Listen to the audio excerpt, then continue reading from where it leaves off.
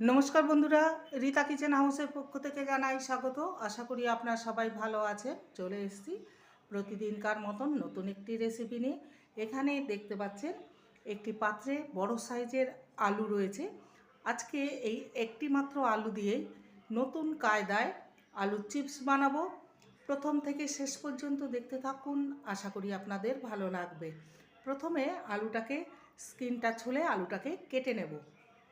আলুটাকে কেটে নিয়েছি, দেখতে পাচ্ছেন এরকম একটু হালকা মোটা মোটা করে আমি রাউন্ড ফিগার করে আলুটাকে কেটে নিয়েছি।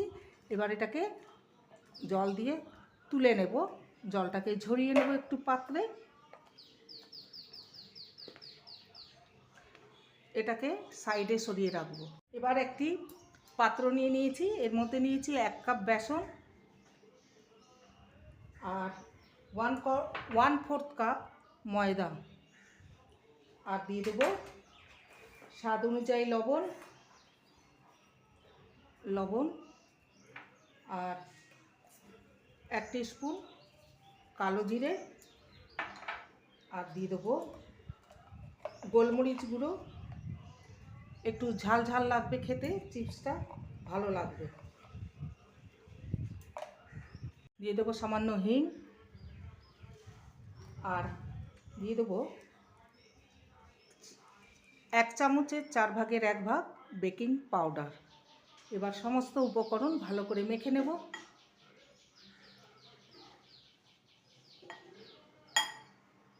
এবার জল দিয়ে একটা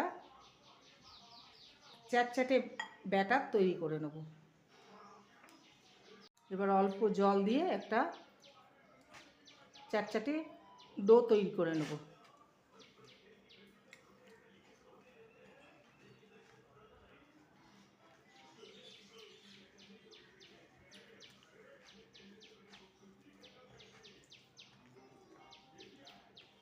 আর একটু সামান্য জল লাগবে। এটা রেডি হয়ে গেছে। এরকমই চ্যাটচ্যাটে ডোতে পরিণত করে নেব। দেখতে পাচ্ছেন এরকমই। এবার চলে যাব নেক্সট স্টেপের দিকে। গ্যাসে কড়াই চাপিয়ে দিয়েছি, আর আলুগুলো দিয়ে দিলাম। এবারে একটা ঝাঁঝরি থালা নিয়েছি, ঝাঁঝরি থালাটা এর উপরে চাপিয়ে দেবো। এবার যে ব্যাটারটা তৈরি করে রেখেছিলাম সেটা অল্প অল্প করে, যেমন বড়া তৈরি করে তেমনিভাবে এরকম দিয়ে দেবো।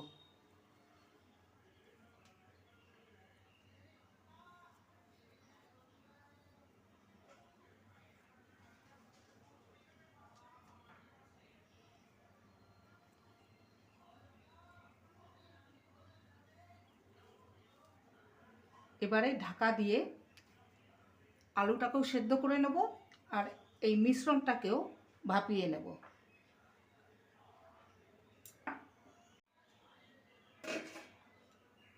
দশ মিনিট হয়ে গেছে, ভাপাতে দিয়েছিলাম। দেখে নেব, হাতে লেগে যাচ্ছে না, তার মানে এটা রেডি হয়ে গেছে। এবার এটাকে নামিয়ে নেব আর ঠান্ডা করে নেব।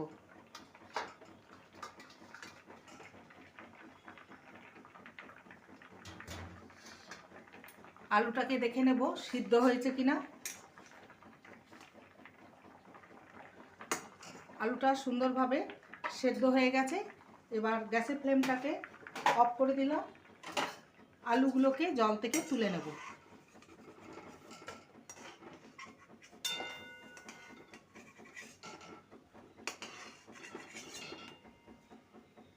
এবার আলুটাকে আমি স্ম্যাশ করে নেব। আপনারা চাইলে স্ম্যাশারের সাহায্যেও ম্যাশ করে নিতে পারেন, যাতে দানা না থাকে সেইভাবে স্ম্যাশ করে নিতে হবে। আর গরম গরম অবস্থায় করে নিলে ভালোভাবে আলুটা মাখা হয়।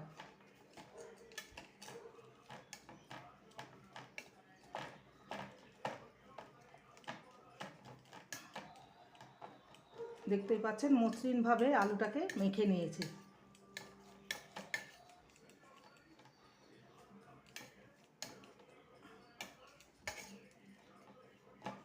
এটা মেখে নেওয়া হয়ে গেছে। এবার যেগুলো ভাপাতে দিয়েছিলাম সেগুলো একটু ম্যাশ করে নেব।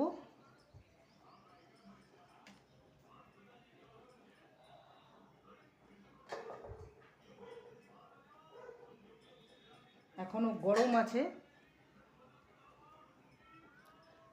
এটা সুন্দরভাবে সেদ্ধ হয়ে গেছে।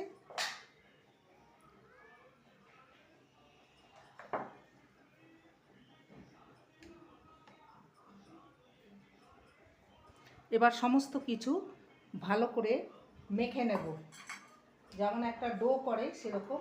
আলুতে লবণ দেওয়া হয়নি, তার জন্য আলুতে সামান্য লবণ দিয়ে দিলাম। এবার এটাকে ভালো করে মেখে নেব সমস্ত কিছু।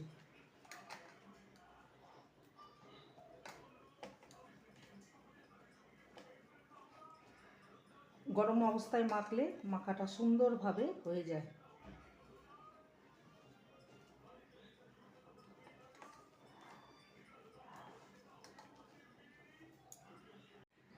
মেখে নিয়েছি সমস্ত কিছু, দেখতেই পাচ্ছেন একদম মসৃণ করে মেখে নিয়েছি, যেমন রুটি ডো করে সেই রকমইভাবে মেখে নিয়েছি।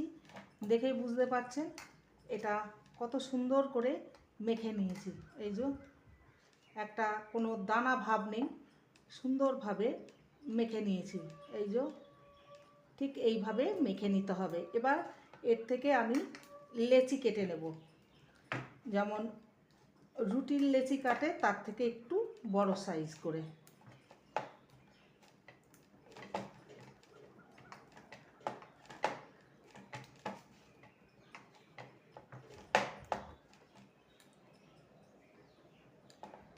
একটা লেচি নিয়ে নেব।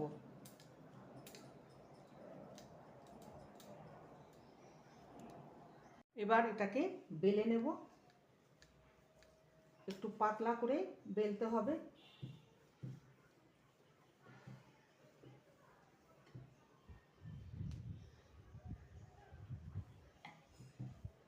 এটা ফেটে যাবে কিন্তু কোনো সমস্যা নেই, একটু পাতলা করে বেলে নিতে হবে।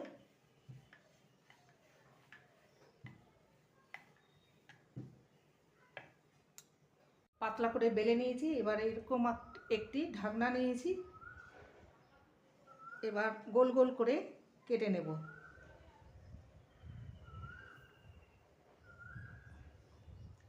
এইভাবে রেডি করে নেব।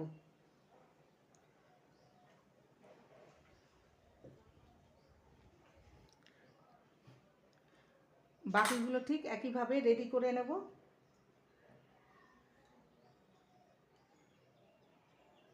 এগুলোকে আবার মেখে বেলে রেডি করে নেব।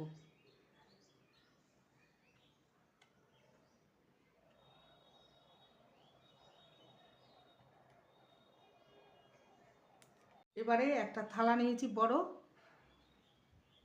এই পাঁপড়গুলোকে আলুর একটি থালায় নিয়ে নেব। বাকিগুলো ঠিক একইভাবেই রেডি করে নেব।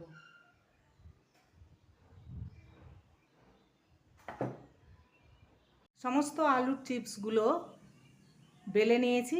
এবার এগুলোকে আমি একবেলার জন্য রোদে দিয়ে দেবো। আপনারা চাইলে ফ্যানের হাওয়াও দিতে পারেন, তবে আমার মতে রোদে দিলে তাড়াতাড়ি ঝটপট এগুলো শুকিয়ে যাবে। পাঁপড়গুলোকে রোদে শুকিয়ে নিয়েছি, দেখতেই পাচ্ছেন পুরো একটা দিন লেগেছে আমার এই পাঁপড়গুলোকে শুকিয়ে নিতে। এবার এগুলোকে তেলে ভেজে নেব। এবার পাঁপড়গুলোকে ভেজে নেব।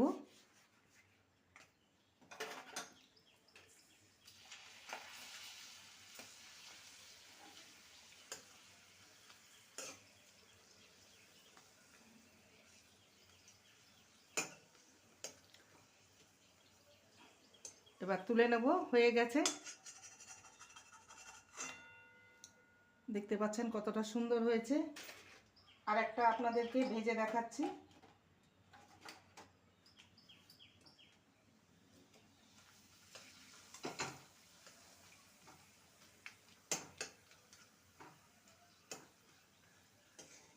বাকিগুলো ঠিক একইভাবে ভেজে নেব।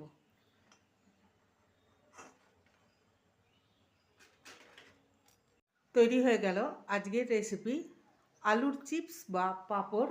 দেখতেই পাচ্ছেন কতটা সুন্দর হয়েছে। একবার এইভাবে বানিয়ে দেখবেন, খেতে দুর্দান্ত লাগে। একটা আপনাদেরকে দেখাচ্ছি যে কতটা মুচমুচে হয়েছে, দেখতেই পাচ্ছেন। রেসিপিটি ভালো লাগলে প্লিজ লাইক করবেন, কমেন্ট করবেন, শেয়ার করবেন।